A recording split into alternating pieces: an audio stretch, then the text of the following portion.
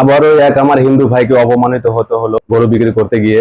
কারণ কিছু মানুষের সওয়াল ছিল যে তোর মাকে তুই কেন বিক্রি করতে নিয়ে এসেছিস, যেহেতু তোর মাকে তার জন্য তুই বেঁচে খাবি, তুই গরু ঘুরিয়ে নিয়ে যা।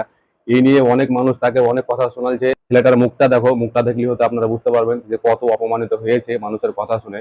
তো চলো তার মুখ থেকে জেনে নিই কি কি হয়েছে এবং তার সাথে কি কি বলা বলি করেছে তারা। পুরো ভিডিওটা আমরা দেখে নিই।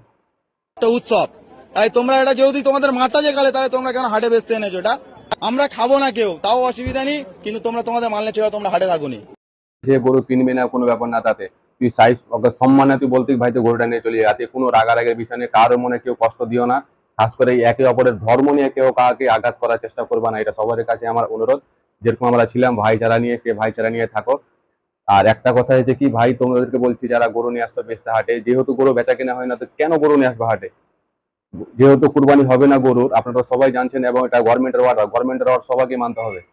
যেহেতু গভর্নমেন্ট অর্ডার দিয়ে দিয়েছে যে না গরু কুরবানি হবে না, তাহলে তো মানুষ গরু আর কিনবে না। তো কেন আপনারা গরু লেসেন ভাই অপমানিত হওয়ার জন্য?